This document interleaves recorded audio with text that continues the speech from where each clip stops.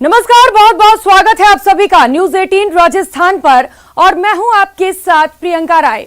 पुरानी कहावत है, किस्मत मेहरबान तो गधा पहलवान। फिलहाल पूरे पाकिस्तान में इसी से मिलते जुलते जुमलों का शोर सुनाई दे रहा है।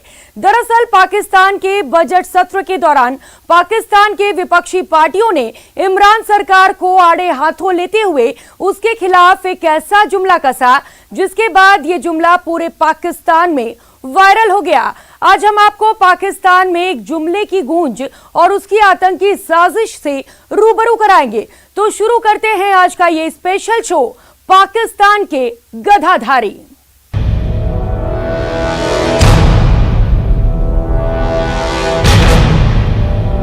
मेरे अजीज हम जंगलों, हमने फैसला किया है कि हम आजाद नगर की बादशाहत एक नए राजा को देकर खुद रिटायर हो जाएं।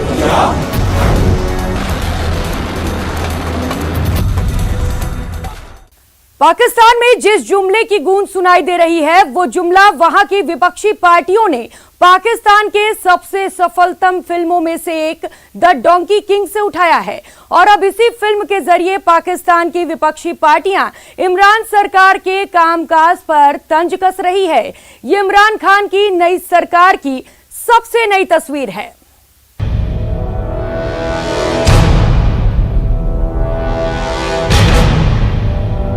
गुंडागर्दी की सरकार नहीं चलेगी, नहीं चलेगी।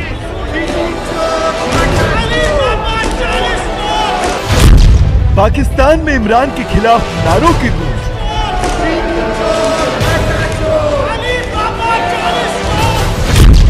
विपक्ष के निशाने पर इमरान खान। पाकिस्तान संसद में इमरान की फजीहत।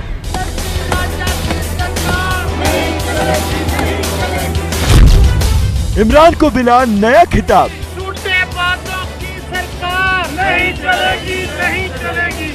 ये वीडियो पाकिस्तान की हकीकत बयां कर रहा है। ये वीडियो पाकिस्तान के वजीर आजम इमरान खान की हकीकत भी बयां कर रहा है।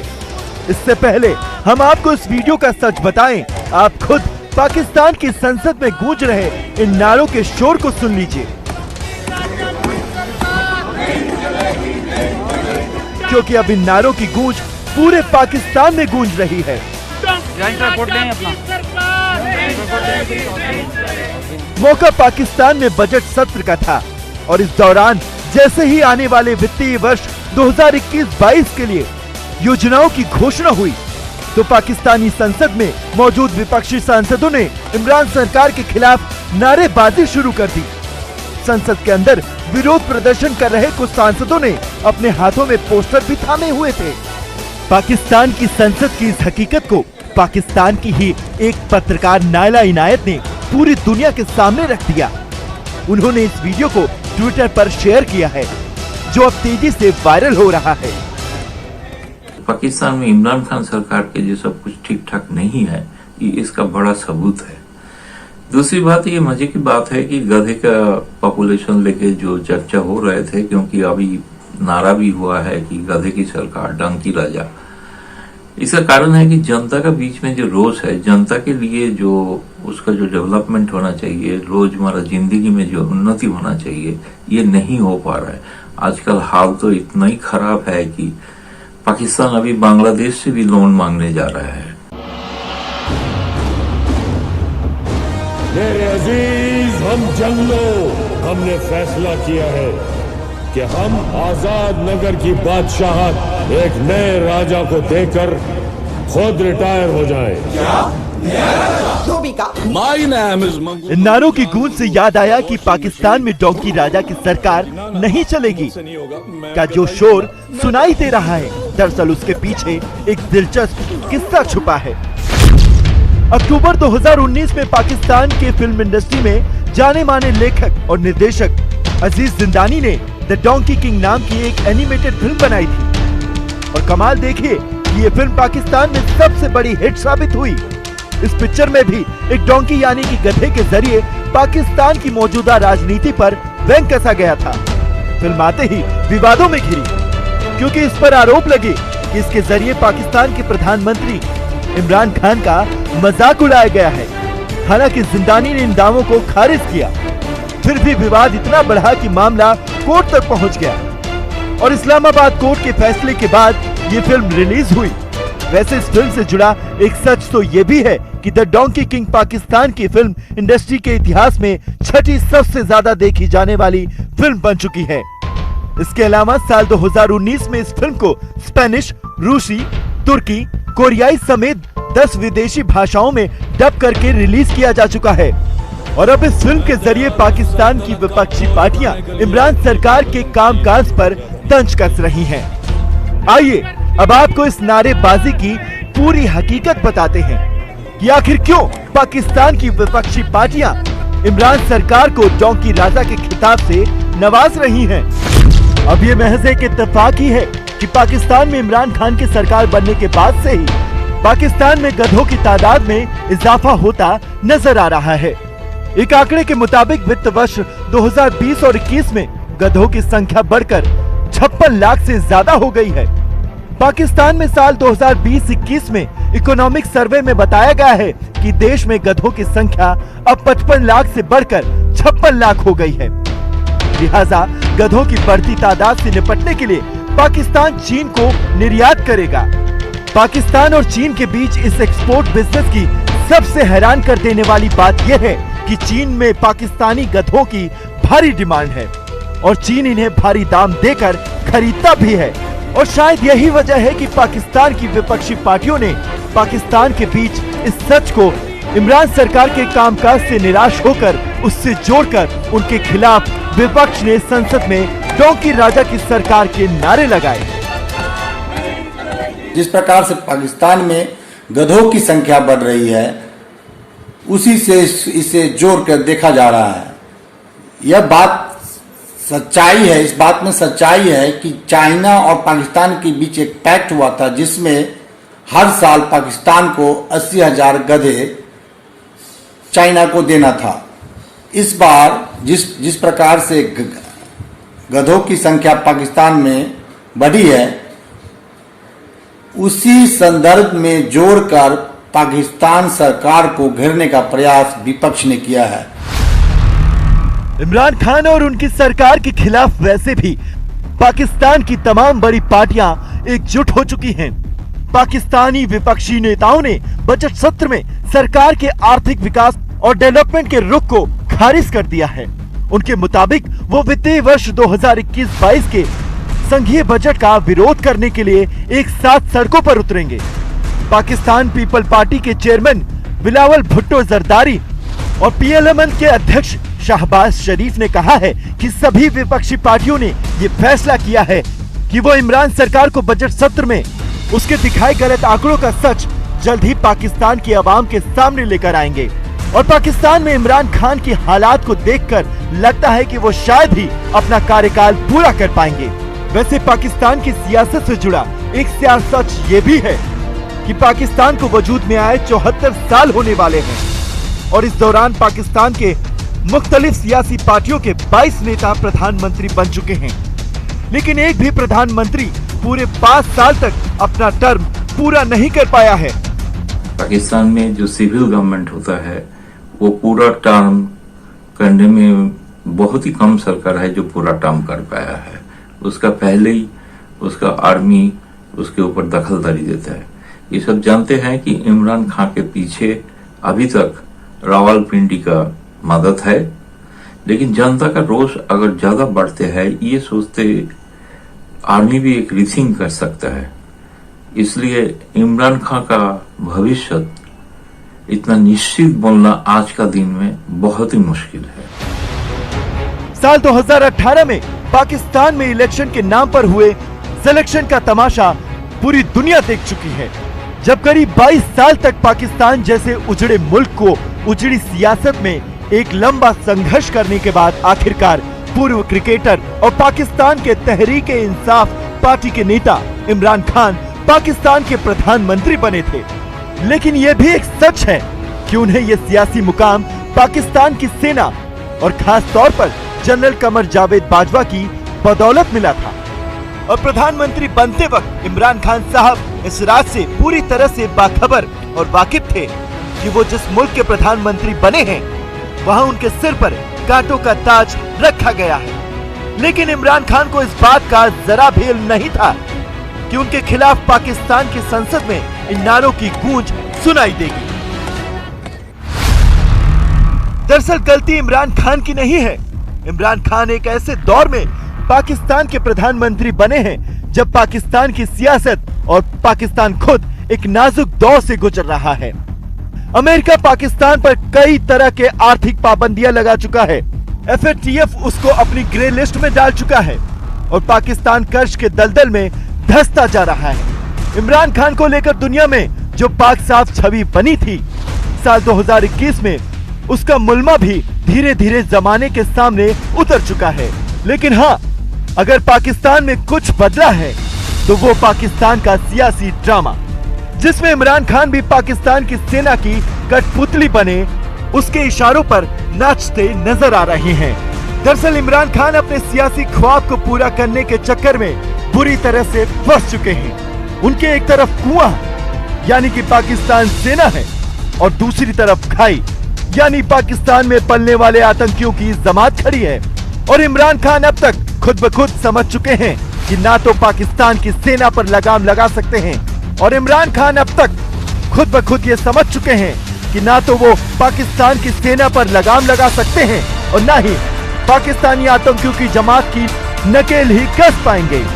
यानी पाकिस्तान की सियासत के शतरंज की बिसात पर किसी भी सूरत हाल में शह और मात सिर्फ और सिर्फ इमरान खान की ही होनी है। ये तो पाकिस्तान की बदरंग सियासत का एक पहलू था। आइए अब आपको पाकिस्तान के सियासतदां और उनकी सेना का दूसरा पहलू दिखाते हैं, जिसके लिए पाकिस्तान पूरी दुनिया में बदनाम है। पाकिस्तान ने LOC पर सीज फायर का ऐलान तो कर दिया, लेकिन इसकी आड़ में वो आतंकी साजिशों के लिए जमीन तैयार कर रहा है। शनिवार को जम्मू कश्मीर के सोपोर में पुलिस और CRPF के काफिले पर हमला किया। इस हमले में 2 पुलिसकर्मी शहीद हो गए और 3 नागरिकों की भी मौत हो गई है।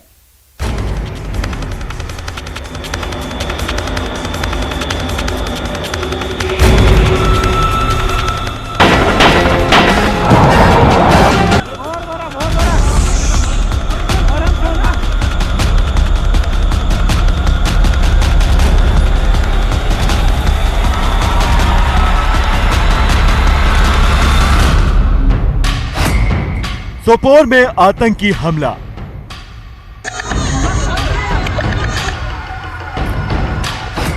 पुलिस और CRPF के काफिले पर हमला। लश्कर आतंकियों ने किया हमला। सीज फायर की आड़ में साजिश।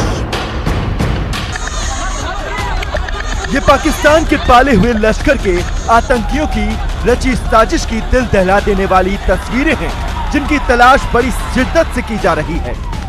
दरअसल शनिवार को जम्मू कश्मीर के सोपोर में आतंकी संगठन लश्कर के आतंकियों ने पुलिस और CRPF के काफिले को निशाना बनाकर उन पर हमला कर दिया। खबर के मुताबिक आतंकियों ने नाके पर तैनात सुरक्षा बल पर अंधाधुंध फायरिंग की। इस हमले में 2 पुलिसकर्मी शहीद हो गए और 3 नागरिकों की मौत हो गई। इस हमले में 6 लोगों के घायल होने की भी खबर है। सुरक्षा बल ने पूरे इलाके की घेराबंदी करके हमले में शामिल आतंकियों की तलाश शुरू कर दी है। के जो मिलिटेंट्स हैं यहाँ पे अभी भी जो बचे थोड़े बहुत, उनको इंस्ट्रक्शन यही हैं कि ये नॉर्मल सी जो है ना हो, ताकि अमरनाथ यात्रा जो है वो कैंसिल हो जाए। अभी क्योंकि कोविड का भी आप देखिए प्रकोप जो है वो कम हो गया है, और ये गवर्नर साहब ने भी कहा है कि अब बैठक करेंगे और फाइनल डिसीजन लेंगे। तो ये नहीं चाहते कि अमरनाथ यात्रा हो और यहाँ पे जो है टूरिस्ट आए कश्मीर घाटी के अंदर, और ताकि जो है इतने देर से काम बंद है टूरिज्म वालों का, हॉस्पिटैलिटी ट्रेड इंडस्ट्री का, उनको 2 पैसे मिले। 25 फरवरी 2021 यानी वो तारीख जब भारत और पाकिस्तान के बीच LOC पर सीज फायर का ऐलान हुआ था। इस ऐलान के साथ ही सरहद के दोनों तरफ से गुजरती तोपें भी शांत हो गई थी। दुनिया को दिखाने के लिए पाकिस्तान सीज फायर के लिए राजी तो हो गया, लेकिन भारत के खिलाफ साजिशों के जाल बुनने बंद नहीं किए हैं। न्यूज 18 को सूत्रों से मिली एक्सक्लूसिव जानकारी के मुताबिक पाकिस्तान की सेना और उनकी बदनाम खुफिया एजेंसी आईएसआई अपने ट्रेंड किए 3 दर्जन से ज्यादा आतंकियों को सरहद पार करवाने के फिराक में है। सुरक्षा एजेंसियों के मुताबिक पीओके के 10 लॉन्चिंग पैड पर ये आतंकी मौजूद हैं और इन सभी को एलओसी पर मौजूद भारतीय सेना की चौकियों पर हमला करने की खास ट्रेनिंग दी गई है।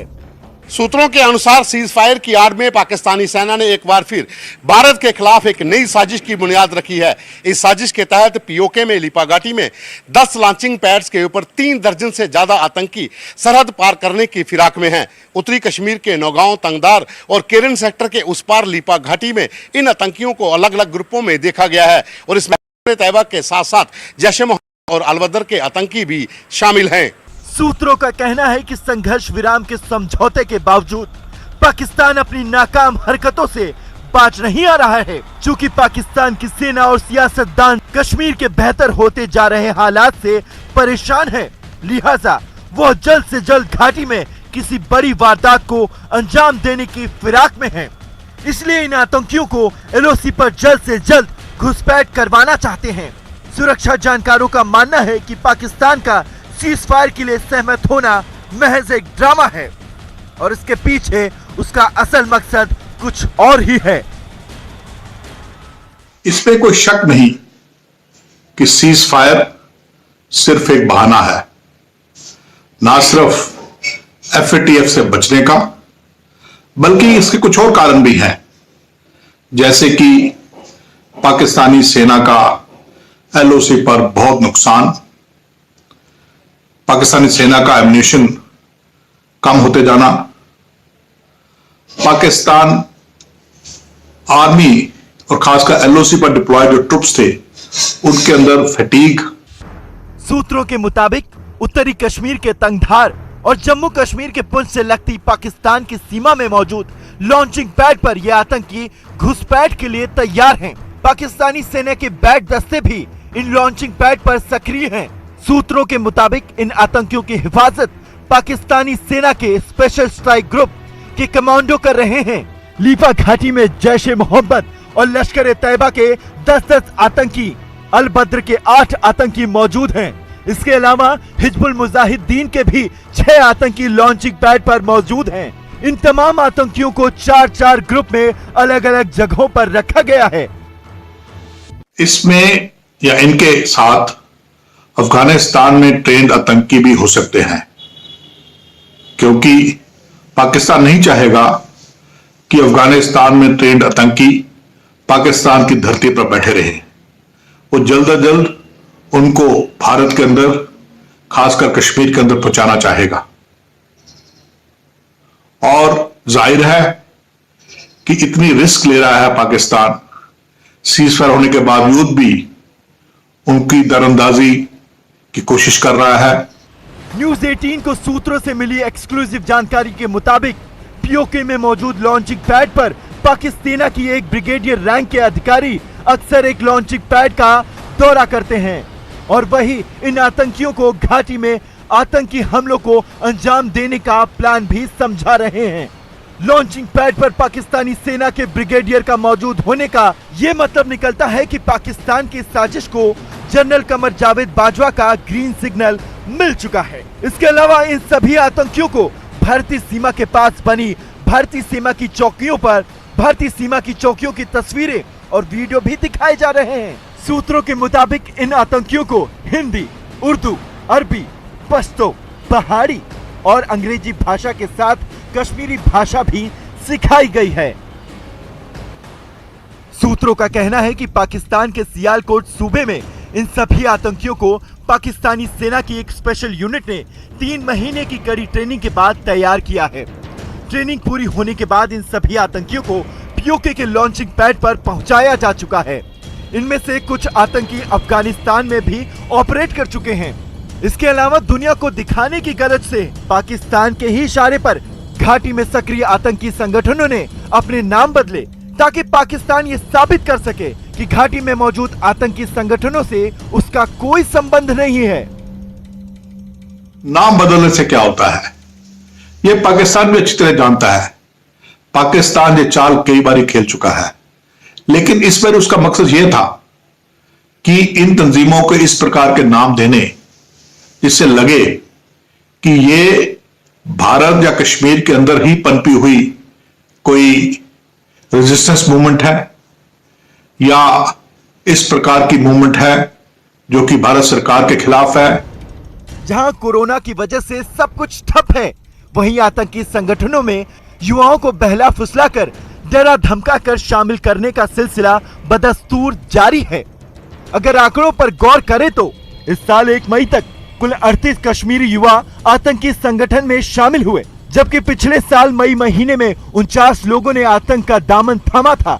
पिछले 2 साल के आंकड़ों पर नजर डालें तो साल 2020 में 166 और साल 2020 में 119 कश्मीरी युवाओं ने बंदूक उठाई थी। हालांकि सेना का ऑपरेशन ऑल आउट जारी है। इस साल 1 जून तक सुरक्षा बलों ने 48 आतंकियों को एनकाउंटर में मार गिराया। मारे गए आतंकियों में सबसे ज्यादा हिजबुल मुजाहिदीन के 16, लश्कर के 11, जैश के 3, अल बद्र के 9, अंसार गजवत अल हिंद के 4 और दूसरे आतंकी संगठनों से जुड़े 4 दहशतगर्द शामिल हैं। सुरक्षा जानकारों का मानना है कि एक तरफ पाकिस्तान FFTF यानी फाइनेंशियल एक्ट टास्क फोर्स की ग्रे लिस्ट से बाहर आने के लिए बुरी तरह से छटपटा रहा है और दूसरी तरफ अपने पाले हुए आतंकियों के जरिए कश्मीर में अशांति फैलाना चाहता है। लेकिन ज्यादातर नए आतंकियों को बंदूक उठाने में महज 2 से 3 महीने के भीतर ही ढेर कर दिया जा रहा है। जिस तरह भारतीय सेना घाटी में रोजाना आतंकियों का सफाया कर रही है, उसे देखते हुए लगता है कि जनरल बाजवा का ऑपरेशन घुसपैठ भी नाकाम हो जाएगा। इस बुलेटिन में फिलहाल इतना ही। खबरों का सिलसिला जारी है, बने रहिए हमारे साथ। नमस्कार।